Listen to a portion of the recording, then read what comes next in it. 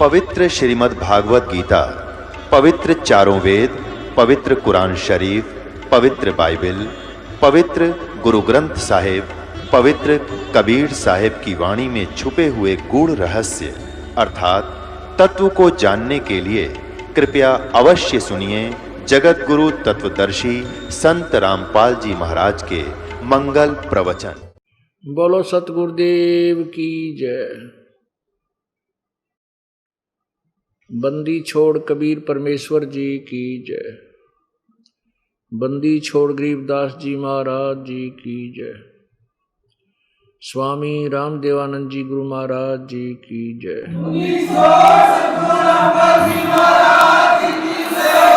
सर्व संतों की जय, सर्व भक्तों की जय, धर्मी पुरुषों की जय, श्री काशी धाम की जय, श्री छुड़ानी धाम की जय, श्री करौथा धाम की जय, श्री बरवाला धाम की जय। सत साहिब गरीब नमो नमो सतपुरुष को नमस्कार गुरु की नहीं, सुर नर मुनि जन साधुआं संतों सर्वस्ती नहीं। सतगुरु साहेब संत सब डंडो तुम प्रणाम, आगे पीछे मध्य हुए तिनको जा कुर्बान। नराकार निर्विषम काल जाल वैभंजनम, निर्लेपम निज निर्गुणम अकल अनुबेशोन्दुनम। सोहम सुरति समाप्तम सकल समाना निर्तल, उज्ज्वल हिरंबर हर दमम बेपरवा अथाह वार पार नहीं मज्जतम।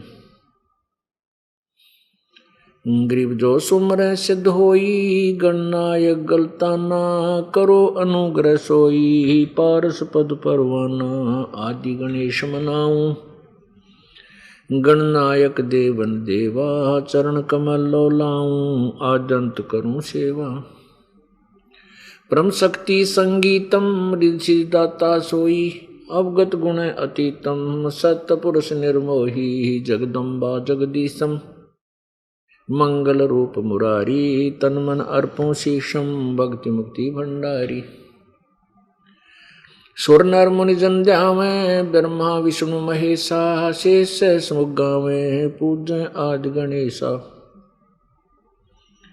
इंद्र कुबेर सरीखा वरुण धर्म राय ध्यावे। समर्थ जीवन जी का मन इच्छा फल पावे।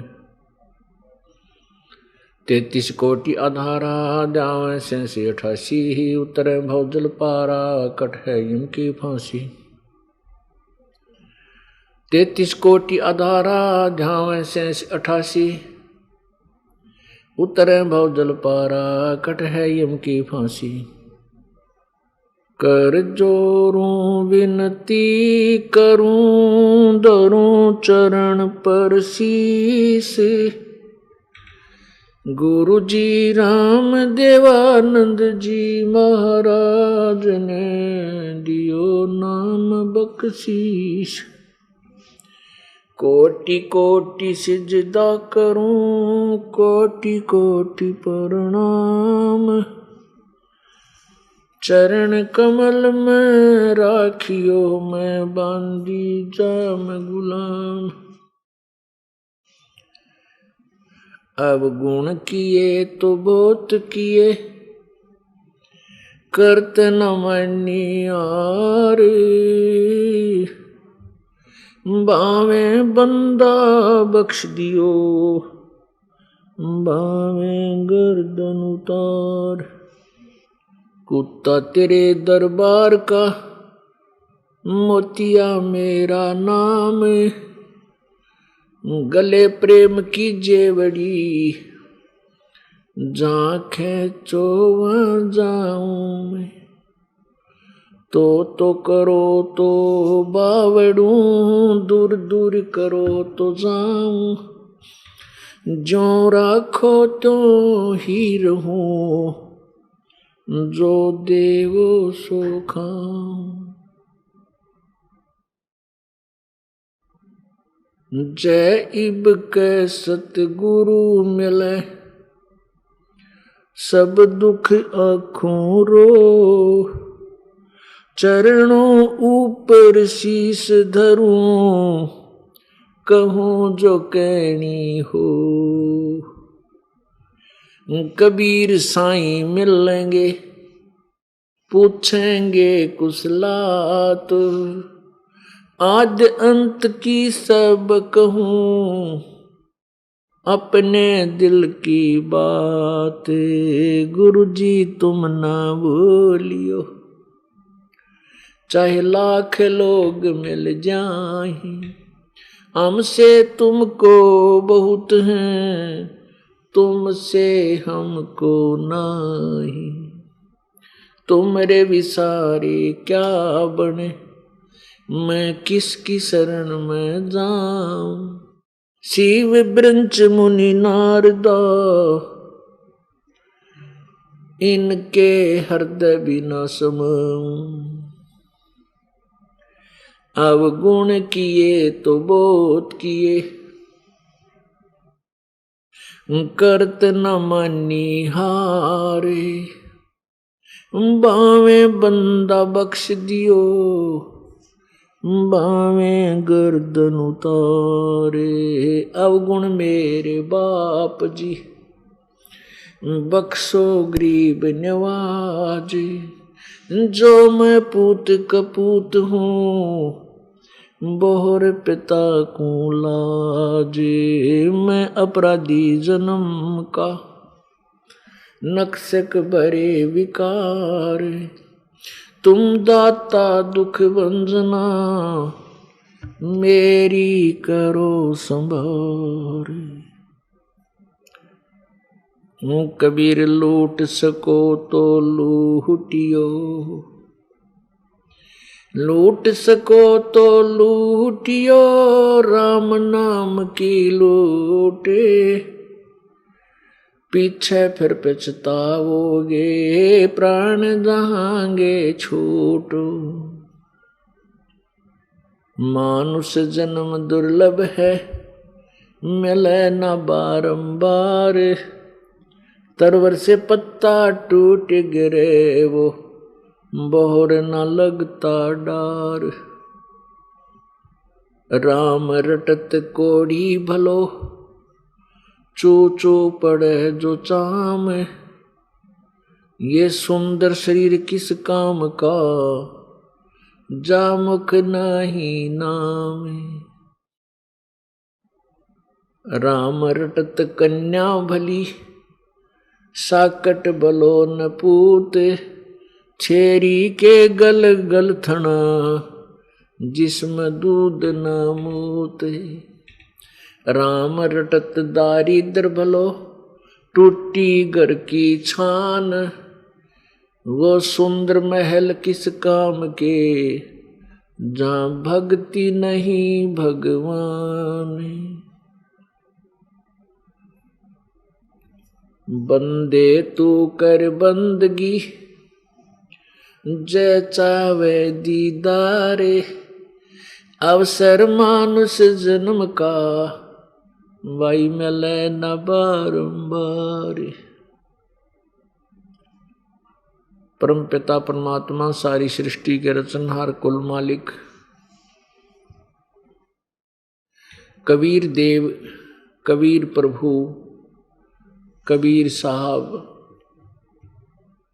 ये वही परमात्मा हैं जो बनारस में, वाराणसी में, काशी में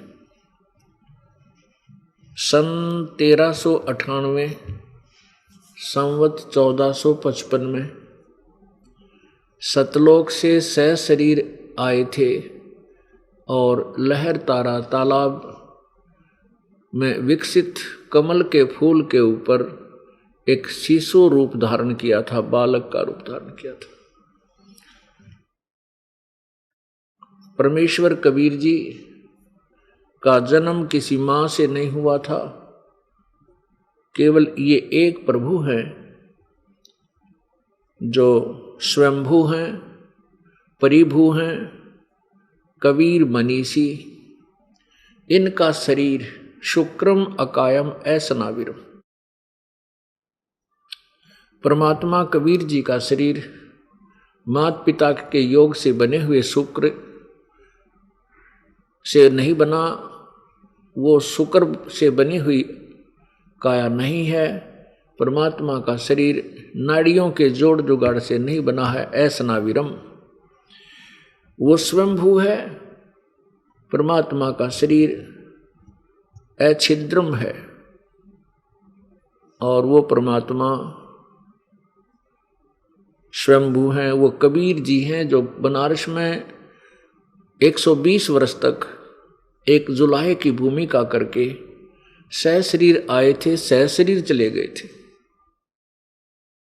वो असंख्य ब्रह्मांड के मालिक हैं, वो कुल मालिक हैं।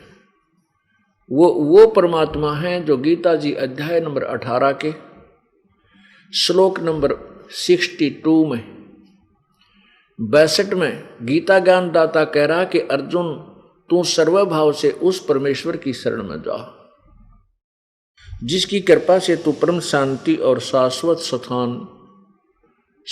स्थानम अर्थात सनातन परम धाम सतलोक को प्राप्त होगा।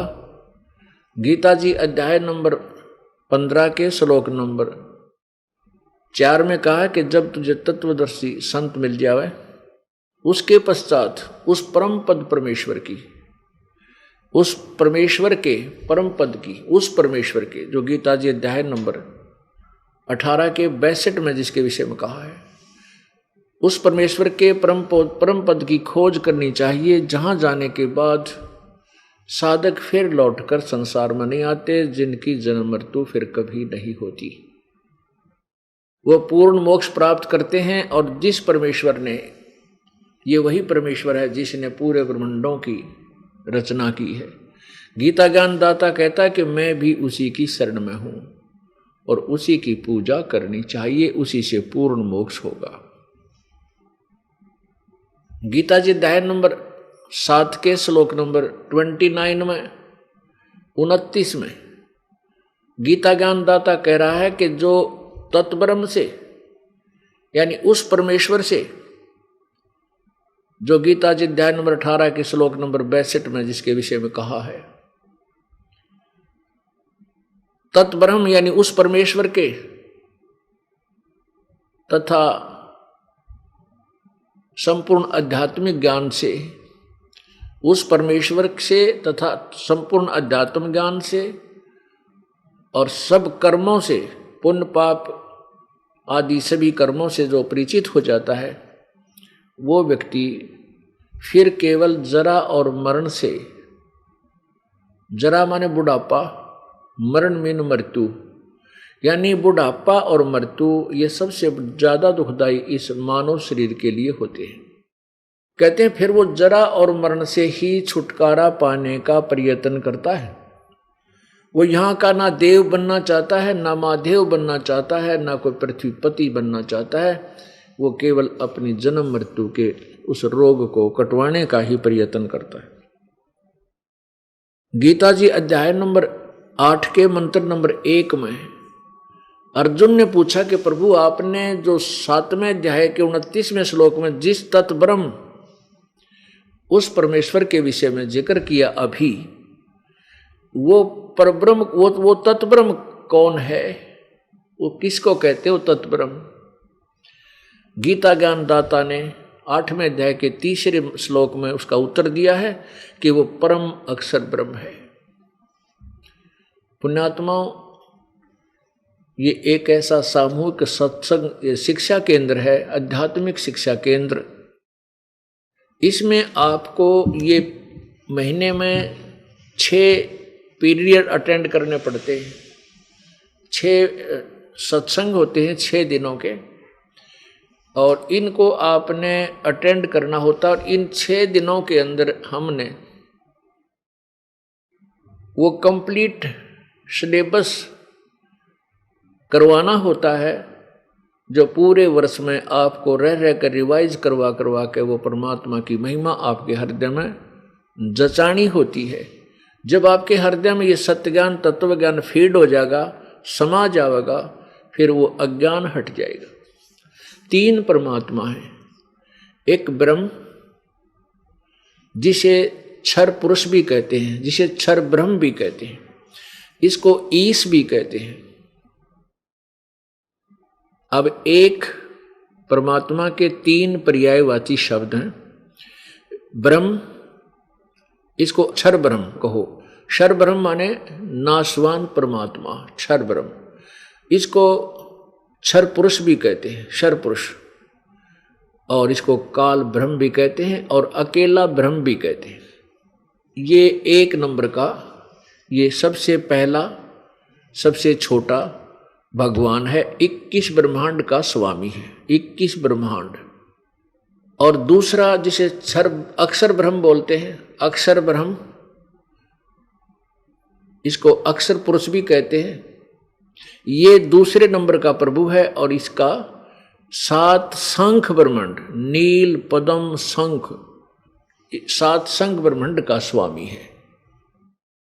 और तीसरे नंबर का जो परमात्मा है वो परम अक्षर ब्रह्म, उसको परम अक्षर पुरुष भी कहते हैं, उसे सत्य पुरुष भी कहते हैं। सत्य पुरुष माने वास्तविक अविनाशी परमात्मा, और उसको पूर्ण ब्रह्म भी कहते हैं, उसको पार ब्रह्म भी कहते हैं। एक पर ब्रह्म और पार ब्रह्म में अंतर है। पर ब्रह्म ये 7 शंख ब्रह्मांड का मालिक है, और पार ब्रह्म कहो, पार माने सबसे पार, सबसे आखिर वाला, यानी सबसे टॉप मोस्ट, इसे पूर्ण ब्रह्म भी कहते हैं, सत्य पुरुष भी कहते हैं, इसको अकाल मूर्त भी कहते हैं, इसी को शब्द स्वरूपी राम भी कहते हैं, इसी को सतपुरुष भी। वही सतपुरुष कहो चाहे सतपुरुष, ये भाषा भिन्न है। पंजाबी में पुरुष बोल देते हैं, हिंदी में पुरुष बोल देते हैं।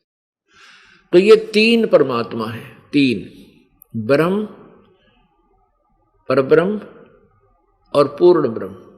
इन्हीं को पहले को क्षर ब्रह्म, क्षर पुरुष, फिर अक्षर पुरुष दूसरे को, और तीसरे को परम अक्षर पुरुष। तो ऐसे ये 3 भगवान हैं। और पूर्ण जो परमात्मा है, परम अक्षर ब्रह्म है, जो पूर्ण ब्रह्म है, वो असंख्य ब्रह्मांड का मालिक है, जिनमें ये अक्षर पुरुष के, अक्षर ब्रह्म के 7 शंख ब्रह्मांड भी उसी के अंतर्गत आते हैं, और 21 ब्रह्मांड इस ब्रह्म के भी उस पूर्ण ब्रह्म के अंतर्गत आते हैं। यानी कुल मालिक वो पूर्ण ब्रह्म है। वो कौन है? वो कबीर है, वो कबीर देव है। वेदों में उसे कबीर देव कहा है, कुरान शरीफ में उसे कबीर, अल्लाह कबीर कहा है, अल्लाह अकबर। अकबर कहो, कबीर कहो, कबीरन कहो, खबीरन कहो, खबीरा कहो, कबीरा कहो।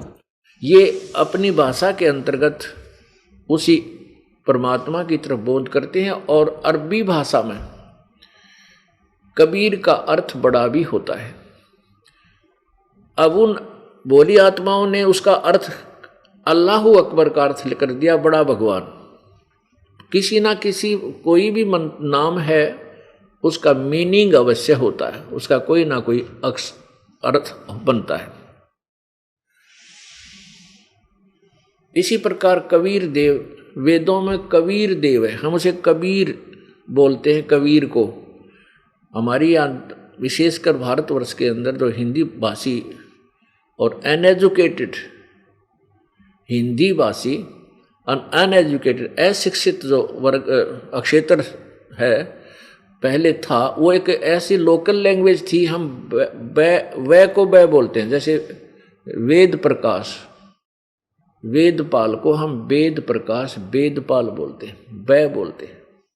तो इस प्रकार वेदों में कबीर देव, उस कबीर देव की महिमा वेदों में कलम तोड़ लिखी है।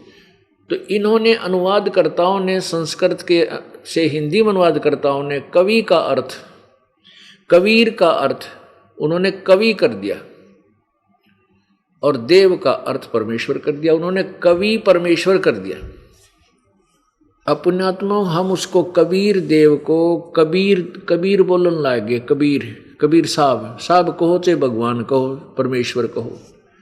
तो ऐसे ये भाषा भिन्न अपने अपने भाषा में परमात्मा के नाम, जैसे उपमात्मक नाम है, साहब कहो, साहिब कहो, राम कहो, खुदा कहो, गॉड कहो, अल्लाह कहो या रब कहो, ये सब शक्ति बोधक शब्द हैं और परमात्मा के ही सूचक हैं, बोधक हैं। अब परमात्मा में अंतर होता है। जैसे ब्रह्मा विष्णु महेश भी भगवान हैं। अब आपको थोड़ी सी भगवान की यानी परिभाषा प्रभु की बतानी पड़ेगी, डेफिनेशन ऑफ गॉड, क्योंकि अभी तक हम परमात्मा की परिभाषा से भी परिचित नहीं है, भगवान किसे कहते हैं। अब जैसे किसी विभाग में सभी अधिकारी होते हैं और वो सभी साहब कहलाते हैं, जैसे तहसीलदार साहब, एसडीएम साहब, फिर डिप्टी कमिश्नर यानी डीसी साहब, फिर कमिश्नर साहब, फिर मंत्री साहब, मुख्यमंत्री साहब, प्रधानमंत्री साहब और फिर राष्ट्रपति साहब। ये सभी साहब कहलाते हैं, परंतु इनकी शक्ति में दिन और रात का अंतर होता चला जाता है और बोले जाते हैं सभी साहब। ऐसे ही ब्रह्मा विष्णु महेश ये भी साहब हैं, ये भी गॉड हैं, भगवान हैं, प्रभु हैं। ये कितने प्रभु हैं? जैसे तहसीलदार कितना साहब है, एसडीएम कितना साहब है, डीसी कितना साहब है और कमिश्नर कितना साहब है और मंत्री और कितना साहब है। ऐसे हमने ये हिसाब लाना। मंत्री एक प्रांत में, राज्य जो स्टेट का मंत्री जो होते हैं वो एक विभाग का इंचार्ज होता है और मुख्यमंत्री कितना साहब होता है? वो एक स्टेट का इंचार्ज होता है और प्रधानमंत्री कितना साहब है? वो ऐसे मुख्यमंत्रियों के ऊपर, जैसे भारत में बहुत सारी स्टेट हैं, 29-30 जो राज्य हैं, उन सब के ऊपर वो सब का साहब है। वो भी साहब है लेकिन वो पूरे भारत का साहब है। इस प्रकार हमने परमात्मा की परिभाषा को समझना है। ब्रह्मा विष्णु महेश ये एक ब्रह्मांड में एक विभाग के मंत्री हैं। एक स्टेट में समझ लो, एक स्टेट में जैसे मंत्री होता है ऐसी स्थिति थी इनकी। एक ब्रह्मांड में एक एक विभाग के 3 मंत्री हैं। रजगुण विभाग के ब्रह्मा जी, सतगुण विभाग के विष्णु जी और तमगुण विभाग के शिव जी।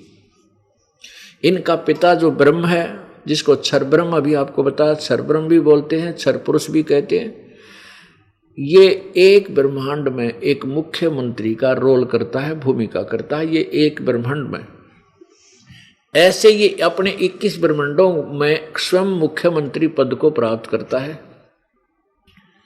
और उसके अंदर प्रत्येक ब्रह्मांड में अलग ब्रह्मा, अलग विष्णु, अलग शिव है। इस प्रकार ये सभी भगवानों की स्थिति आपको बता दी। ये सभी राम हैं, ये सभी अल्लाह कहलाते हैं, इनको गॉड भी कहते हैं। लेकिन ये कितनी स्थिति के भगवान हैं ये आपको परिचय दिया।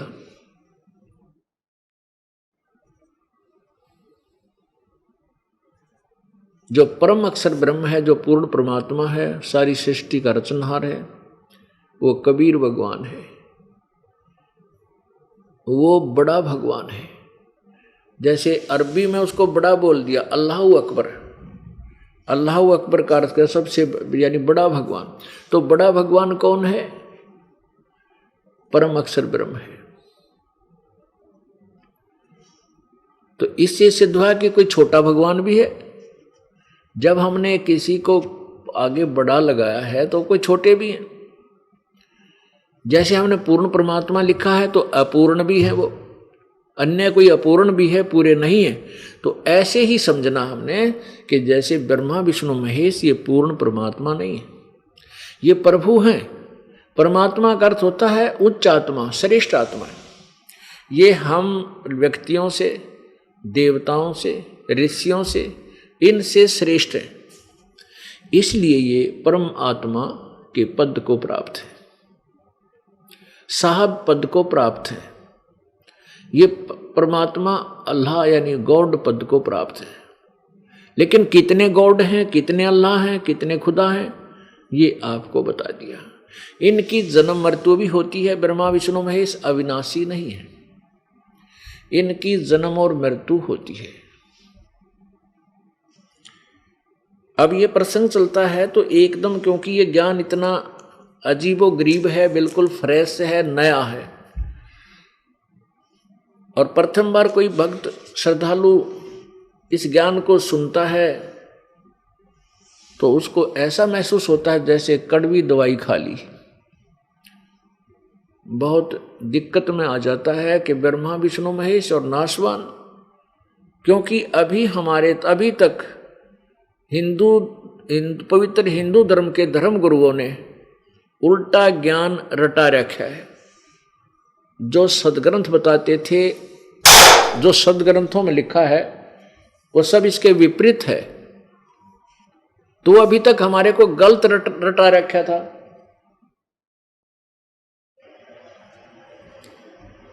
और उस गलत ज्ञान के आधार पर हमारे पवित्र हिंदू धर्म के धर्म गुरुओं ने हमारे को उल्टे पाठ पढ़ा रखे थे।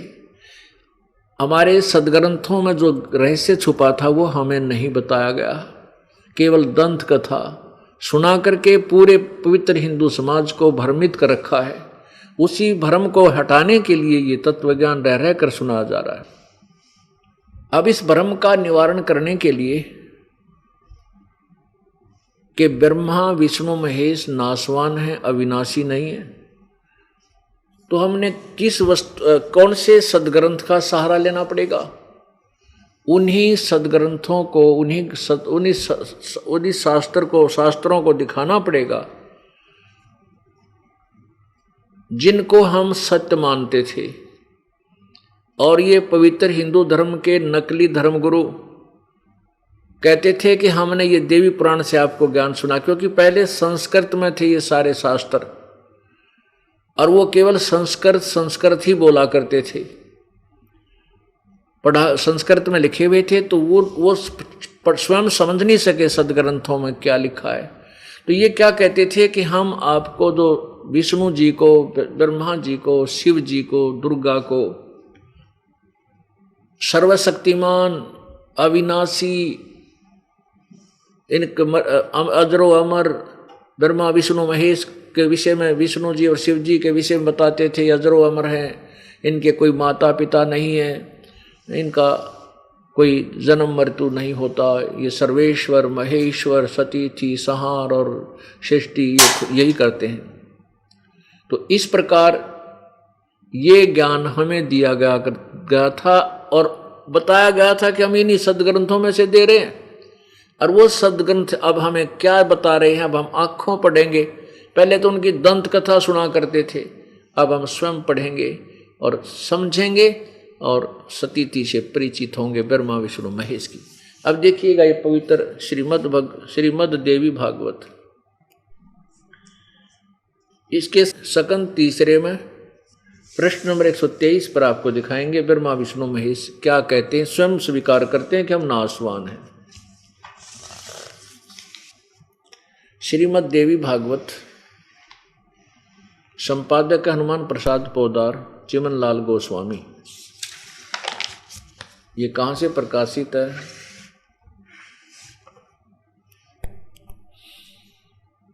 प्रकाशक में मुद्रक गीता प्रेस गोरखपुर, गोविंद भवन कार्यालय कोलकाता का संस्थान। इसके सकंद 123 पृष्ठ पर ये देखिएगा, तीसरा सकंद और प्रश्न नंबर 123, ये 4 और 5 अध्याय है। इसमें भगवान विष्णु जी अपनी माता दुर्गा की महिमा सुनाते हैं। दुर्गा के सामने खड़े होकर स्तुति करते हुए बोलते हैं, तुम शुद्ध स्वरूपा हो, यह सारा संसार तुम्ही से उद्भासित हो रहा है। मैं ब्रह्मा और शंकर। विष्णु जी स्वयं कह रहे हैं कि मैं विष्णु, ब्रह्मा और शंकर, हम सभी तुम्हारी कृपा से विद्यमान हैं। हमारा आविर्भाव यानी जन्म, तिरोभाव, और तिरोभाव माने मृत्यु। हमारा तो आविर्भाव अर्थात जन्म और तिरोभाव अर्थात मृत्यु हुआ करता है।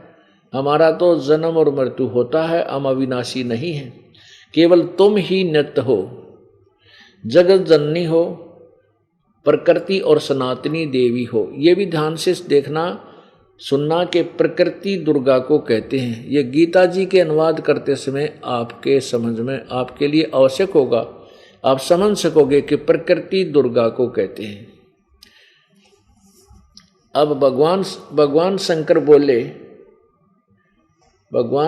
बोले देवी, यदि महाभाग विष्णु तुम्ही से प्रकट हुए हैं तो उनके बाद उत्पन्न होने वाले ब्रह्मा भी तुम्हारे ही बालक हुए। फिर मैं तमोगुणी लीला करने वाला शंकर क्या तुम्हारी संतान नहीं हुआ? अर्थात मुझे भी उत्पन्न करने वाली तुम ही हो। आगे देखो,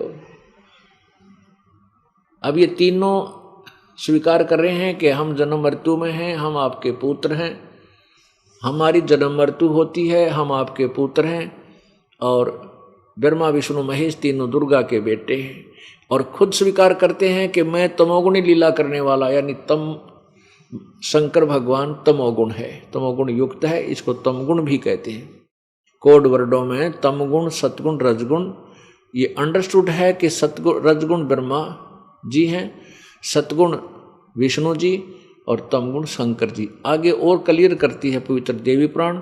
देखिए तीसरा संगंध 123 पृष्ठ पर, इसी के नीचे इस संसार की 123 पृष्ठ है ये, इस संसार की स्थिति और संहार में तुम्हारे गुण सदा समर्थ हैं। उन्हीं तीनों गुणों से उत्पन्न हम ब्रह्मा विष्णु और शंकर नियमानुसार कार्य में तत्पर रहते हैं। अब क्या सिद्ध हुआ? इससे सिद्ध हो गया कि ब्रह्मा विष्णु महेश तीनों नासवान हैं। इनका जन्म और मृत्यु होता है। इनकी माता दुर्गा है और पिता कौन है? वो काल है, ज्योति निरंजन है, वो क्षर ब्रह्म। जिन तीन परमात्माओं के विषय में अभी आपको बताई, तीन प्रभुओं के विषय में, तो जो पहले नंबर का प्रभु है वो क्षर ब्रह्म, इसको सीधा ब्रह्म भी बोल देते हैं, क्योंकि ऋषि महर्षियों ने केवल ब्रह्म तक का ज्ञान था, आगे पर ब्रह्म और पूर्ण ब्रह्म के विषय में वो नहीं जानते थे। इसलिए इन्होंने इस ब्रह्म को ही फाइनल मान लिया था। लेकिन ये क्षर ब्रह्म है, ये नासवान है। तो ये क्षर ब्रह्म जो है, ये सर ब्रह्म, ये ब्रह्मा विष्णु महेश का पिता है और दुर्गा इनकी माँ है। इस ज्योति निरंजन, इसको ज्योति निरंजन भी कहते हैं ब्रह्म को, इसको काल ब्रह्म भी बोलते हैं। यही शिव और ब्रह्मा और विष्णु का रूप धारण करता है, तो इसको महाब्रह्मा, महाविष्णु, महाशिव भी बोल देते हैं। किसको? काल को। ये सामने दिखाई नहीं देता। इस काल ने प्रतिज्ञा की हुई है, एक अपना अटल घटिया संविधान बना रखा है। इसने अपना एक अटल अनुतम अनुतम सिद्धांत बना रखा है कि मैं कभी किसी को दर्शन नहीं दूंगा किसी भी साधना से। पुण्यात्माओं, गीता जी अध्याय नंबर 11 के श्लोक नंबर 47 और 48 में गीता ज्ञानदाता, ये गीता कौन बोल रहा है? ये क्षर ब्रह्म बोल रहा है। ये ब्रह्मा विष्णु महेश का पिता बोल रहा है, श्री कृष्ण जी में प्रवेश करके, जैसे प्रेत बोलते हैं किसी दूसरे में प्रवेश करके, ऐसे ये गीता ज्ञान काल दे रहा है, ये सदा शिव दे रहा है, ये महाशिव जिसको कहते हैं वो बोल रहा है। और ये ब्रह्मा विष्णु महेश का पिता है, ये काल है, ये सुप्रीम पावर नहीं है, केवल 21 ब्रह्मांड का भगवान है। इस सदाशिव ने अर्थात काल ब्रह्म ने एक प्रतिज्ञा की है कि मैं कभी किसी के सामने अपने ओरिजिनल रूप में दर्शन नहीं दूंगा। अपने यथार्थ रूप से मैं किसी के सामने नहीं आऊंगा। मैं किसी भी जप से तप से वेदों वर्णित विधि से किसी यज्ञ से मैं दर्शन नहीं दूंगा। ये काल है। इसका प्रमाण भी स्वयं ये गीता जी अध्याय नंबर 11 के श्लोक नंबर 32 में कहता है कि मैं काल हूं अर्जुन, मैं काल हूं और सबको अब नष्ट करने के लिए आया हूं, खाने के लिए आया हूं। पुण्यात्माओं, श्री कृष्ण जी काल नहीं थे। श्री कृष्ण जी ने पहले कभी काल नहीं कहा अपने बारे में, ना कि आगे कभी जीवन में अपने आप को काल कहा। श्री कृष्ण काल नहीं थे। श्री कृष्ण तो सतोगुण भगवान विष्णु थे और वो बहुत ही प्यारे थे, जिनके पास पशु पक्षी भी आकर प्यार पाते थे।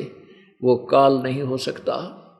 अब उस समय जो गीता ज्ञान दिया जा रहा था और युद्ध करवाने के लिए जो प्रयत्न था, वो सब काल का था। वो काल श्री कृष्ण में प्रवेश कर गया और जब तक महाभारत और 18 अक्षौणी का नाश नहीं हो लिया सेना का, तब तक वो काल श्री कृष्ण में प्रवेश रहा। पुण्यात्माओं, अब धीरे धीरे आपको ये तत्व ज्ञान होगा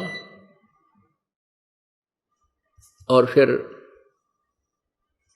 एकदम रोशनी हो जाएगी हृदय में।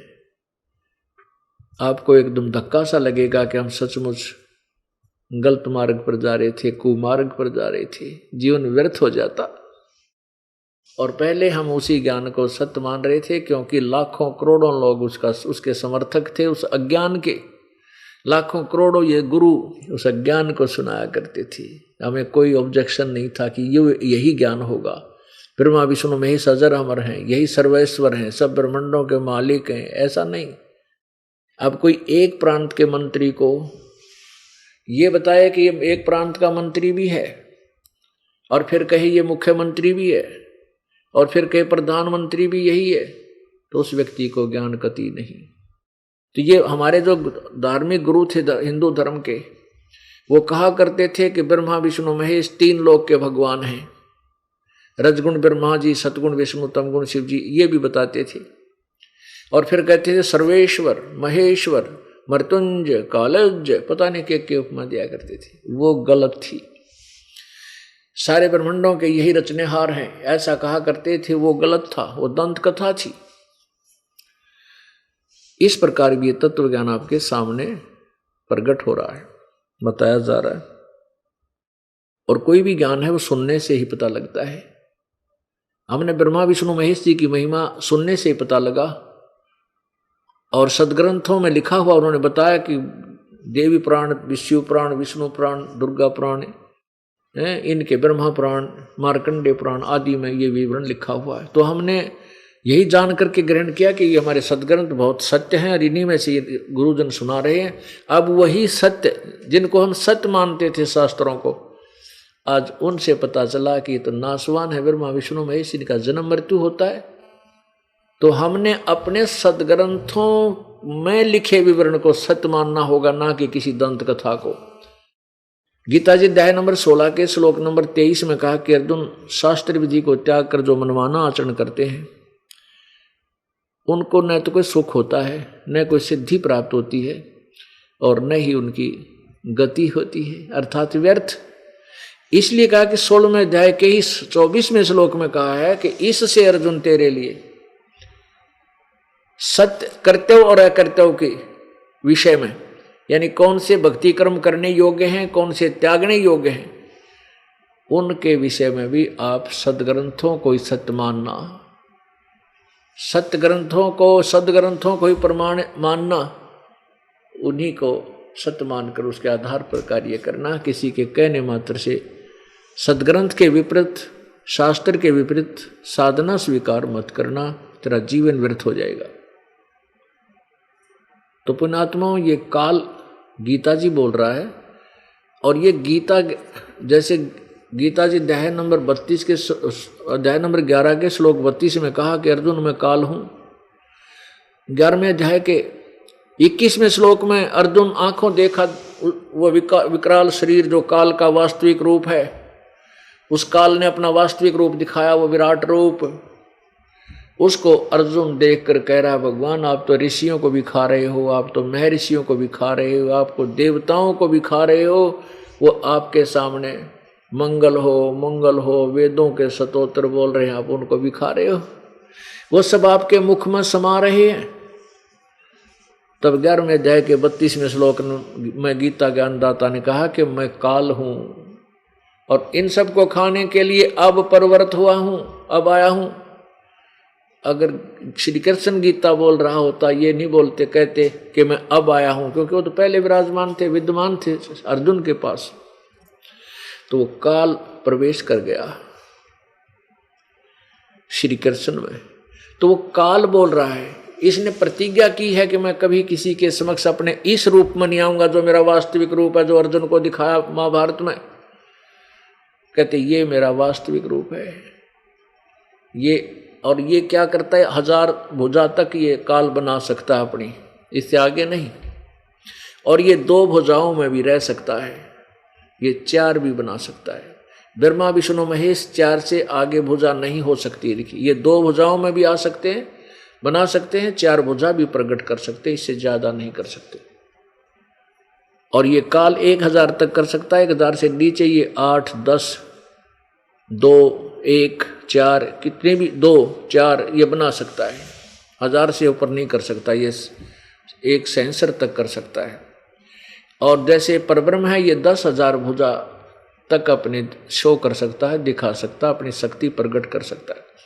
और परमेश्वर पूर्ण ब्रह्म कबीर जी असंख्य भुजाओं का तक अपनी भुजा बना सकता है। भुजा में शक्ति भी होता है, बाहु माने शक्ति, ताकत।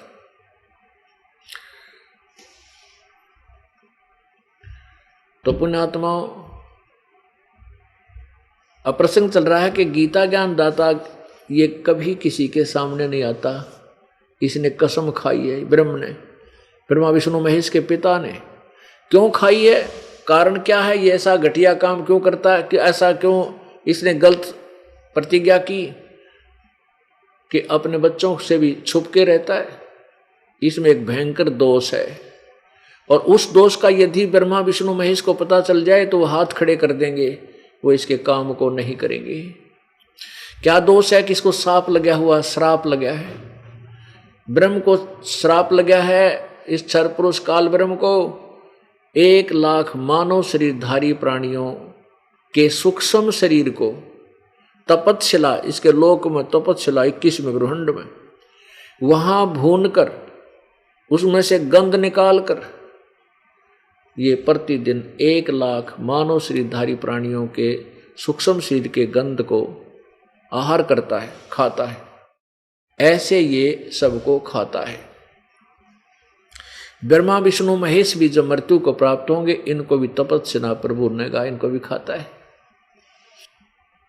उसके लिए इसने ये प्रतिज्ञा कर रखी है कि मैं किसी के सामने नहीं आऊंगा, मैं अपने वास्तविक रूप में किसी को दर्शन नहीं दूंगा।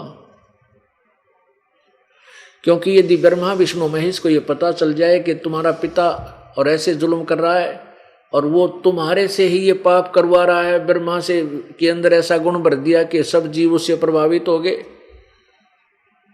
और सब संतान उत्पत्ति करते हैं बाई फोर्स, ऐसी व्यवस्था बन गई कि जीव के बस का नहीं। जैसे किसी ने अब जैसे कोई छौंक लगा दिया कि रसोई में मिर्चों का, और वो मिर्चों की जो निर्गुण रूप से, निराकार रूप से जो उनकी प्रक्रिया कहाँ हुई जाकर के, जहाँ व्यक्ति बैठे थे दूसरे तीसरे कमरे में, और वहाँ जाके उनको जो वो मिर्चों की वो छौंक की लगी हुई वो वायु गई, एकदम जबरदस्त छींकें आने लगी। तो उनके बस की बात ना, छींक नाम है, वो रोक नहीं सकते उन छींकों को। ऐसे ही ब्रह्मा विष्णु महेश में को इन्होंने मिर्च की तरह गुण भर दिए एक एक। अब ब्रह्मा जी का गुण जिस पर भी प्रभाव डालेगा उसमें ये प्रेरणा हो जाएगी, और उस छींक की तरह ये रोक नहीं सकते अपनी विषय वासनाओं को। आप देखते हो, ठीक है, मानव समाज बुद्धिमान है, इन्होंने अपनी मर्यादा बना ली शादी करने की। अन्यथा ये पशु पक्षियों जैसा कर्म हो जाता। और कितने बलात्कार होते हैं सोच नहीं सकते ही। ये सब कारण क्या है कि ये जीव विवश है इन और काल के द्वारा करा दिया गया है अपने पुत्रों के माध्यम से। अब जैसे रजगुण ब्रह्मा में विषय वासना वाला गुण है, रजगुण है, जिसके कारण सभी प्राणी संतान उत्पत्ति करते हैं। फिर विष्णु जी में कौन सा गुण है?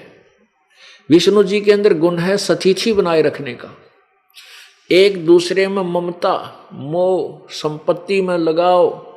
ये जीव के बस का नहीं, किसी ने छोड़ दे, स्वप्न में भी नहीं छोड़ सकता। कितनी कोशिश कर ले ये मोह नहीं हट सकता या ममता नहीं हट सकती।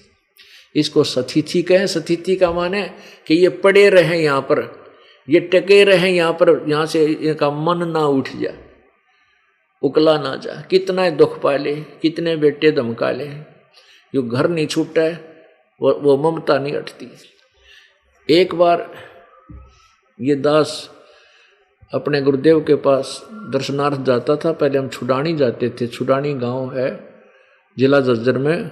वहाँ आदरणीय गरीबदास साहिब जी एक किसान जाति में हुए, उनको परमात्मा कबीर जी आकर मिले थे। उसके बाद उनके दिव्य दृष्टि, उनका जो ज्ञान योग खोल दिया था। उसके बाद गरीबदास साहिब जी ने परमेश्वर कबीर जी की वाणी, उनके ज्ञान की वाणी, उनके द्वारा दिया गया ज्ञान वाणियों में लिखा, उसको ग्रंथ बोलते हैं।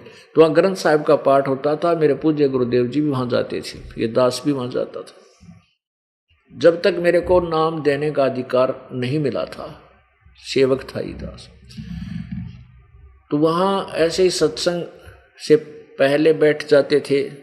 बहुत से ये साधु संत बने हैं जिन्होंने दाढ़ी बढ़ा रखी, लाल कपड़े पहन रखे, कर्म जोड़ी जब झंडा रखा करें, साथ में दंडी स्वामी भी, कई तरह के। तो वहाँ वो एक ग्रुप बैठा 5-7 का। तो ऐसे ही चल रहा, भी बड़ा जबरदस्त काम है। या ममता नहीं छूटती। घर जाते हैं, कुछ गृहस्थी भी थे, तो कहते हैं हम घर जाते हैं। एक कहता है कि भाई आदमी ने जब सन्यास ले ही लिया है तो घर की ममता नहीं रहनी चाहिए। उन्हीं में से बोल रहा है। तो वो दूसरा कहता है, वो अपने साथी को, मित्र को कहता है सुन ले या क्या कह रहा है। तो तीसरे दिन घर भाग जाता है, यहाँ लोगों से पैसे लेता है और घर दे आता है। वो कहने लगा तू भी तो जाता है। तो वो कहता हाँ जाता तो मैं भी हूँ। तीसरा कहने लगा भाई कुछ भी कहो, कहने को हम भी कह देते हैं, लेकिन ये ममता छूटती नहीं है, घर तो जाना ही पड़ता है। एक कहने लगा भाई फिर एक काम तो हो जाए, यदि हम घर जाते हैं और घर वाले हमारी पिटाई कर दें फिर तो ममता छूट सकती है। उन्हीं में से एक कहने लगा मेरे साथ वो काम भी हो लिया फिर भी ममता ना छूटती।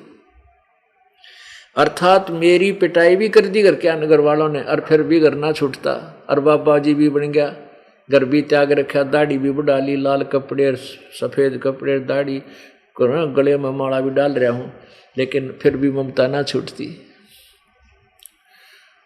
तो पुण्यात्माओं, ये जो मोह है, ये सतिथि बनाए रखने का जो गुण है, ये श्री विष्णु जी में काल ने भर दिया। ना विष्णु के बस की बात, वो विवश है, उसके अंदर गुण ऐसा कर दिया, उसको ऐसे ढंग से पैदा ऐसे कर दिया, उसके बस की बात नहीं है। अब शंकर जी के अंदर वो तमोगुण है जो संहार करता है। जरा सी बात पर क्रोधित हो जाते हैं, मारो मार हो जाती है। तो ये गुण जो है भगवान शंकर का है, जो जीव को चैन से नहीं बैठने देता।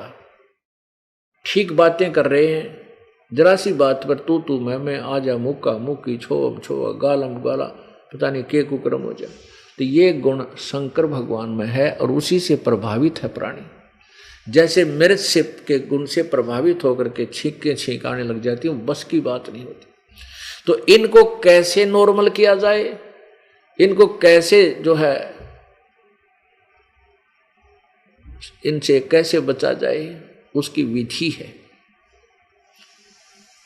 उसका तरीका है कि हम पूर्ण परमात्मा कबीर देव जी की साधना सत्य करें, सत्य साधना शास्त्र अनुकूल। और धीरे धीरे ये काम, क्रोध, मोह और लोभ, अहंकार ये नॉर्मल होते चले जाएंगे, बहुत ही हल्के हो जाएंगे और फिर धीरे धीरे ये हमें बाधक नहीं रहेंगे। पुण्यात्मा जैसे कहते हैं, अर्जुन ने कहा है, पूछा भगवान आप तो कहते हो कि आसन लगा कर बैठ जा और साधना करे, नाक पर ध्यान लगा, इतनी दूर इस आसन हो और मन को रोके। मन तो रोकना वायु को रोकने के तुल्य है, कैसे रुकेगा? तो भगवान कहता कि हाँ अर्जुन, मन को रोकना तो ये समझ लो वायु रोकना है, फिर भी अभ्यास करें। अब पुण्यात्मा गीता जी में 2 प्रकार का ज्ञान है। एक तो वो ज्ञान है जो वेदों का है, जहां तक वेदों का ज्ञान है, जो वेदों से मिलता है वो ज्ञान सही है। और जो ज्ञान काल ने अपनी अटकल बताई है और युद्ध करवाने के लिए बोला है, वो ज्ञान उस काल का ही अपनी सोच है। अपने आत्माओं देखो, हम भगवान शंकर से अधिक योगी नहीं हो सकते, अभ्यासी नहीं हो सकते, और न ही उससे ज्यादा हम ध्यान लगा सकते, ना समाधिस्थ हो सकते, ना योगी हो सकते। एक बार भगवान शंकर जी और पार्वती जी आकाश में और नीचे देख रहे थे। उन्होंने क्या देखा कि एक व्यक्ति ऐसे रो रहा है, पेड़ों से चिपट रहा है, मर्ग जंगली जानवरों से लिपट के उनसे पूछ रहा है कि मेरी पत्नी कहाँ गई, मेरी पत्नी कहाँ गई। वो कौन था? श्री रामचंद्र जी वनवास में सीता का अपहरण रावण ने कर लिया था, उनके वियोग में रो रहे थे श्री विष्णु भगवान अर्थात रामचंद्र जी। तब ऊपर से शिव ने ऐसे प्रणाम किया, किसको? रामचंद्र जी को। पार्वती जी हंसने लगी कि आप किसको प्रणाम कर रहे हो? भगवान शिव ने कहा कि मैं परमात्मा है, नीचे ये विष्णु अवतार हैं, मेरे बड़े भाई हैं, मैं इनको भगवान है ये प्रणाम कर रहा हूं। पार्वती कहने लगी भगवान और ऐसे रो रहा है, मैं नहीं मानती से भगवान हो, मैं तो इसकी परीक्षा लूंगी तब इसको प्रणाम करूंगी। परीक्षा कैसे लूंगी? कि मैं सीता रूप बनाऊंगी, अगर मुझे पहचान लेंगे कि मैं पार्वती हूं तो मैं इनको प्रणाम करूंगी, भगवान मानूंगी, अन्यथा मैं नहीं मानती भगवान को। भगवान और अक्षोभ कैसे? इसको शोक कैसा हुआ? भगवान शंकर ने कहा कि ऐसी गलती मत करना, सीता रूप मत बनाना, मेरे काम की नहीं रहेगी, क्योंकि तू मेरी माता के तुल्य हो जाएगी।